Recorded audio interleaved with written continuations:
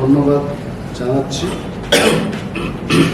আজকে আমাদের যে প্রেস মিটটা, এই প্রেস মিটটার মূল বক্তব্য হবে গতকাল স্টেট ইলেকশন কমিশন থেকে যে নোটিফিকেশন বেরিয়েছে, এই নোটিফিকেশনের বক্তব্যকে আমরা তীব্র প্রতিবাদ জানাচ্ছি এবং স্টেট গভর্নমেন্টের এহেন কাজকে আমরা নিন্দা জানাচ্ছি।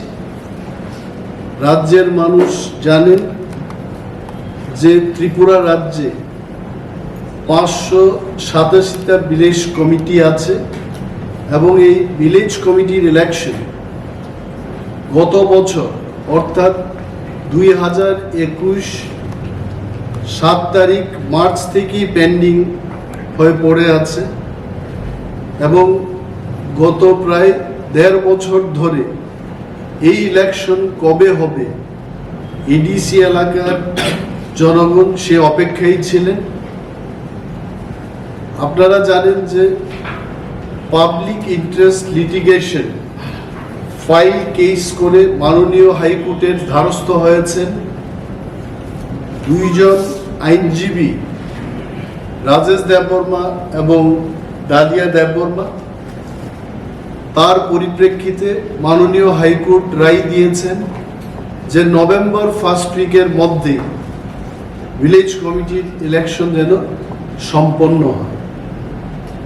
তার ফাঁকি দিয়ে আমরা দেখেছি যে একটা এনজিওর মাধ্যমে রুল ডিসপ্লেস ফ্যামিলি 21,700 সাম ভোটার্স অর্থাৎ 22,000 কাছাকাছি ভোটারদের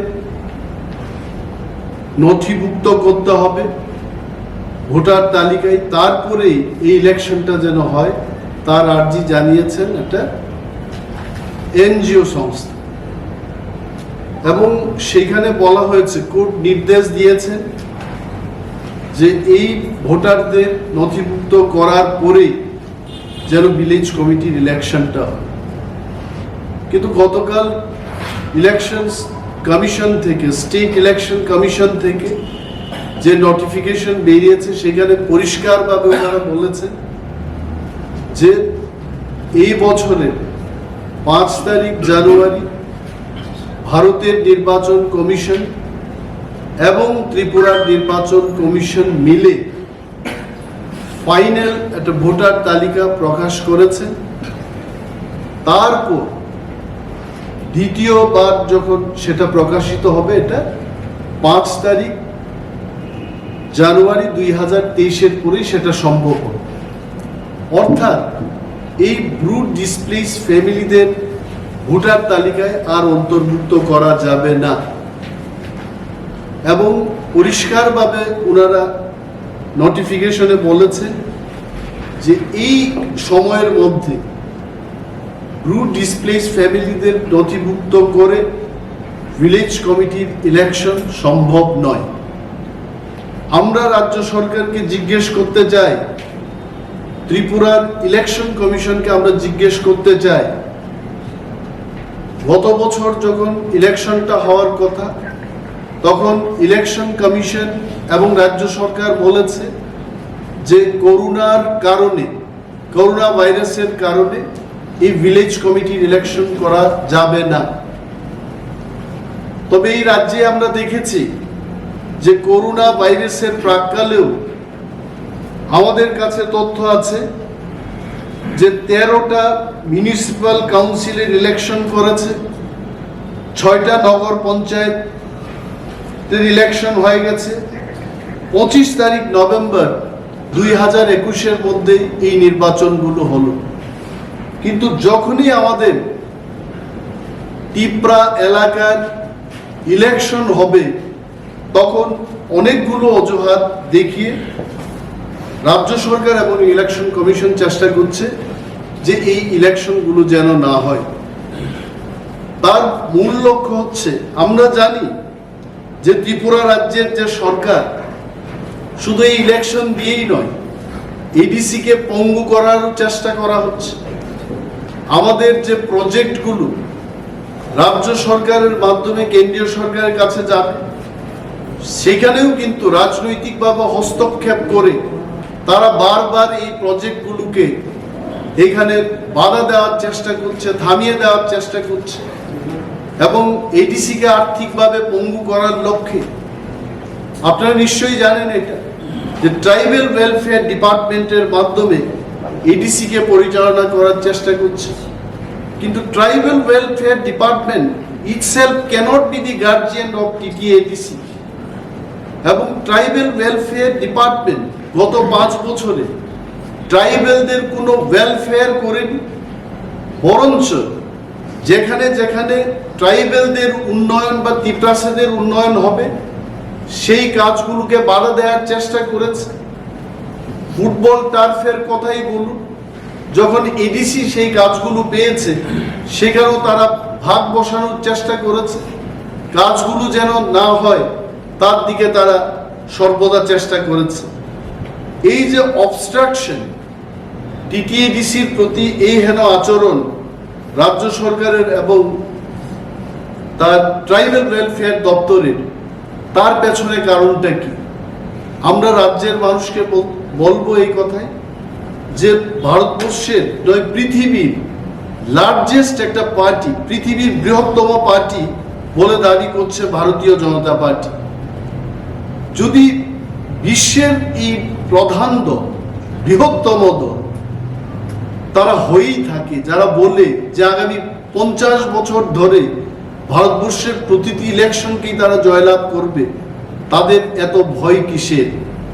যে তিপ্রা মথা একটা ছোট্ট পার্টি, হয়তোবা বিশ্বের সবচেয়ে ছোট দল হতে পারে তিপ্রা মথা, এই পার্টিকে কেন ভয় পাচ্ছে? তার কারণটা কি? কারণ তারা জানে যে এই মুহূর্তে যদি ভিলেজ কমিটির ইলেকশন করা হয় ত্রিপুরায়, 587টা ভিলেজ কমিটির মধ্যে বিনা প্রতিদ্বন্দ্বিতায় তিপ্রা মথা 400-400-এর বেশি ভিলেজ কমিটিতে জয়লাভ করতে পারবে। এই পরাজয় থেকে যেন তারা নিজেকে বাঁচিয়ে রাখতে পারে, তার লক্ষ্যেই কিন্তু এই ইলেকশনটা করছেন। কিন্তু আমাদের প্রশ্ন হলো, আপনি ভিলেজ কমিটি থেকে বাঁচতে পারেন, আপনি অন্য আরেকটা ইলেকশন থেকে নিজেকে বাঁচাতে পারেন, কিন্তু বিধানসভাতে আপনার কি অবস্থা হবে? আপনি বিধানসভাতে কি বাঁচতে পারবেন? ত্রিপুরার মানুষ মনে রাখছে যে বিজেপি এবং তার সহযোগী দলের কি প্রতিশ্রুতি ছিল। 2018 সালের নির্বাচনে ঘরে ঘরে মোবাইল ফোনের ব্যবস্থা হবে, এই কথা কিন্তু মানুষ ভুলে যাননি। ঘরে ঘরে রোজগারের ব্যবস্থা হবে, এই ধ্বনি আজকেও ত্রিপুরা রাজ্যের মানুষের কানে বাজছে। আমরা বলবো যে এই ভিলেজ কমিটি নির্বাচনকে এড়িয়ে যাওয়ার একমাত্র লক্ষ্য হচ্ছে যে তিপ্রা মথা যেন ত্রিপুরার তিপ্রাসাদের কণ্ঠ হয়ে দাঁড়াতে না পারে, এই কণ্ঠকে স্তব্ধ করে দেওয়ার একটা চেষ্টা। কিন্তু আমরা আজকে এই সাংবাদিক সম্মেলনের মাধ্যমে রাজ্যের প্রতিটি মানুষকে এই কথা বলবো যে ভিলেজ কমিটিকে থামিয়ে দিয়ে তিপ্রা মথার কণ্ঠ প্রতিরোধ করা যাবে না, এবং তিপ্রা মথা লড়াই করবে, লড়াই করে যাবে তিপ্রাসাদের অস্তিত্ব রক্ষার্থে এবং আমাদের সাংবিধানিক অধিকার আদায়ের লক্ষ্যে আমরা আন্দোলন গড়ে তুলব। আমাদের প্রেসিডেন্ট উনি বলেছেন যে আগামী 19 তারিখ অক্টোবর প্রতিটি রুরাল ডেভেলপমেন্ট ব্লকের প্রাঙ্গণে তিপ্রা মথা তার সমস্ত শক্তি দিয়ে আমরা আন্দোলন গড়ে তুলব এবং ইলেকশন কমিশনের এই সিদ্ধান্তকে প্রতিবাদ জানিয়ে আমরা আন্দোলন করব। আরো আপনাদের এই কথা বলব যে এই যে বিজেপির এই হেন কার্যকলাপ, যে আজকে তিপ্রা মথার উপর অ্যাটাক করছে, এমপি বাবুকে বসিয়ে তারা বলছে যে এডিসিতে সুপ্রশাসন হচ্ছে না। কে বলেছে? কে খবর দিয়েছে ওনাকে? উনি একদিনও এসছেন এডিসির সদর দপ্তরে যিনি এমপি, মাননীয় এমপি, যিনি সাংবাদিক সম্মেলন করে বলছেন জোরজার প্রশাসন, তার কোনো শৃঙ্খলা নেই, এডিসিতে এই কথা বলেছেন।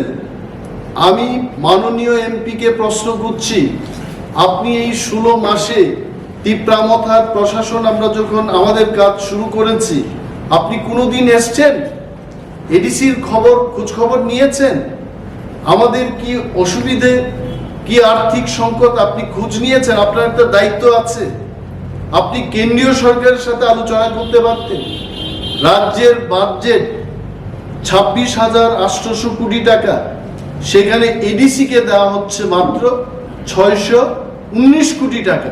এই খবর কি মাননীয় এমপি সাহেব জানেন? এটা আসলে কিছুই না। তারা জানে যে তিপ্রাসারা থামসা হচ্ছে, এডিসি এলাকার সত্যিকারের উন্নয়ন কারা চায়, তিপ্রা মথা সেই কাজ করতে চায়, তিপ্রা মথাই সেই উন্নয়ন আনতে পারে। এটা বিজেপি এবং আইপিএফ তার বুঝে গেছে। তো মহারাজা প্রদ্যুৎ কিশোর মানিক্যের ওনার যে ইমেজ, এই ইমেজটাকে খারাপ করার চেষ্টা করছে, তাই সেই কথাগুলো বলছে। কে বলেছে? আমরা এডিসিতে ক্ষমতায় আসার পর আমরা টেলিমেডিসিনের সুচিকিৎসার ব্যবস্থা আমাদের এডিসি এলাকার মানুষের মধ্যে আমরা পৌঁছিয়ে দিতে পেরেছি। এই কাজগুলো গত 38 বছরে কেউ করেনি। এই কথাগুলো ওনারা বলবেন। আজকে গরিব মানুষের মধ্যে পানীয় জলের ব্যবস্থা থেকে শুরু করে এই শীতকালে শীত বস্ত্র সমস্ত কিছু, এই সমস্ত ডিস্ট্রিবিউশনে আমরা অগ্রগণী ভূমিকা নিয়েছি। এই কথাগুলো তারা বলবেন। এবং আজকে আমাদের জোনাল, সাব জোনালের মাধ্যমে যাই ফান্ড রয়েছে আমরা কাজ করছি, প্রতিটি এলাকায় মানুষের কাছে এডিসির প্রশাসনকে পৌঁছে দেওয়ার চেষ্টা করছি। এই কথাগুলো তারা বলবেন। এডিসি এলাকার মানুষ কোনোদিন যুব উৎসব বা ক্রিকেট লিগ, ফুটবল ম্যাচ, বিভিন্ন আমাদের সাহিত্য সংস্কৃতিকে নিয়ে চর্চা, এগুলো কখনোই কেউ করেনি। এইগুলো আমরা গত 16 মাসে আমরা দেখিয়েছি, এই কাজগুলো আমরা করছি। তারপরেও এমপি সাহেব বসে বলছেন যে এডিসির কোনো কাজ হচ্ছে না এবং যা টাকা হচ্ছে সেগুলো খরচ করতে পারছে না। এইগুলোকে আমরা বলবো যে বিজেপি এবং তার সহযোগী দল যেভাবে আমাদের বিরুদ্ধে কথা বলতে চেষ্টা করছে, এইগুলোকে আমরা খণ্ডন করছি। এবং আমরা ত্রিপুরা রাজ্যের তিপ্রাসাদের কথা বলবো, তাদের নিয়ে আমাদের আন্দোলন থাকবে, তাদের নিয়ে এই দল। তার অর্থ এই নয় যে ত্রিপুরা রাজ্যের যারা নন তিপ্রাসা তাদের বিরুদ্ধে আমরা যাব, এই কথা আমরা বলছি না। সংবিধানে যা আছে আমরা সেটাই চাই। এবং আজকে আমাদের অনেক কর্মীদের বিরুদ্ধে পুলিশি কেস, বিভিন্ন হয়রানি এগুলো করা হচ্ছে। কেন করছে? তারা চেষ্টা করছে যে মানুষের সমর্থনে তারা আর ইলেকশনে জয়লাভ করতে পারবে না, তো বাঁকা পথে ইলেকশনে জিতা যায় কিনা তার চেষ্টা করছে। কিন্তু আমরা বলছি যে তিপ্রা মথা তার সমস্ত শক্তি নিয়ে আগামী বিধানসভা নির্বাচনে আমরা লড়াই করব এবং যারা আমাদের দাবির সাথে সহমত পোষণ করবেন তাদের সাথে আমরা কথা বলবো। আমাদের সব সাথে যারা একমত হয়ে কাজ করার অঙ্গীকার নেবেন, নিশ্চয়ই তাদের সাথে আমরা কাজ করব। রাজ্যের সমস্ত অংশের মানুষের কথা মাথায় রেখে তিপ্রা মথা আগামী নির্বাচনে ময়দানে নামবে। তিপ্রাসাদের সাংবিধানিক অধিকার যেমন আমাদের কাছে গুরুত্ব রয়েছে, যারা তিপ্রাসাদের বাইরে যারা অন্য সম্প্রদায়ের লোকজন রয়েছে তাদের স্বার্থে আমাদের চিন্তা ভাবনা থাকবে এবং রাজ্যের সমস্ত অংশের মানুষের প্রগতির জন্য তিপ্রা মথা কাজ করবে। কিন্তু বিজেপির এই হেন কার্যকলাপের মাধ্যমে তারা যাই চেষ্টা করছে এটা সফল হবে না। তিপ্রা মথা আন্দোলনমুখী হবে, আরো শক্তিশালী হবে। যত এইভাবে তিপ্রা মথাকে ধামা চাপা দেওয়ার চেষ্টা করবে, তিপ্রা মথা তত শক্তিশালী হয়ে আরো শক্তি নিয়ে ময়দানে নামবে এবং তাতে শাসক দলের লাভ হবে না, ক্ষতি হবে বলে আমরা মনে করি। এবং আপনাদের যদি কোনো প্রশ্ন থাকে, কোনো ধরনের যদি প্রশ্ন জিজ্ঞেস করতে হয়, আমাদের মাননীয় চেয়ারম্যান আছেন, উনিও বলবেন এবং প্রশ্নের জবাব সভাপতি মহোদয় দেবেন। আমরা যারা আছে আমাদেরকে আপনারা প্রশ্ন জিজ্ঞেস করতে পারেন। তার আগে গতকালকে শুরু করি। গতকালকে নুয়াই স্টেডিয়ামে অডিটোরিয়ামে আপনাদের একটা পর্যালোচনা বৈঠক হয়েছে। তাতে সাব জোনাল থেকে আরম্ভ করে সবাই ছিলেন, আপনারা ছিলেন এবং মুখ্য কার্যনির্বাহী সদস্যও ছিলেন। তাতে যেটা আপনি উদ্বেগ প্রকাশ করেছেন, যতটুকু আমরা জানি, অর্থনৈতিক অবরোধ, আপনাদের উন্নয়ন কাজকর্ম বন্ধ, কর্মচারীদের বেতন দিতে পারছেন না। এই যে 6 মাস এই নতুন অর্থ বছরে এর মধ্যে কত টাকা পাওয়ার কথা ছিল, আপনারা কত টাকা পেয়েছেন? আমি আমার ইন্ডাস্ট্রি দপ্তরের কথা বলছি। ইন্ডাস্ট্রি দপ্তরে রাজ্য সরকার আমাদের বাজেট এস্টিমেটেড বাজেটে দেখিয়েছে 30 লক্ষ টাকা দেবে, মানে শিল্প উন্নয়নের জন্য 14 লক্ষ তিপ্রাসাদের শিল্পমুখী করার জন্য 30 লক্ষ টাকা দেবে বছর। এই পর্যন্ত আমি 2.5 লক্ষ টাকা পেয়েছি এবং আমি খরচ করিনি। 2.5 লক্ষ টাকা দিয়ে কোনো শিল্প হয় না, এটা রাজ্যের মানুষ সবাই জানেন। সো 8% টাকা পেয়েছি। এইভাবে ফিশারি দপ্তরে -10%, অর্থাৎ ফিশারি দপ্তরে রাজ্য সরকার তার নিজস্ব কর্মচারী ডেপুটেশনে এডিসিতে পাঠিয়েছে। তো স্যালারিটি কে দেবে? রাজ্য সরকার দেবে, কিন্তু রাজ্য সরকার সেই স্যালারিটিও দিচ্ছে না। তো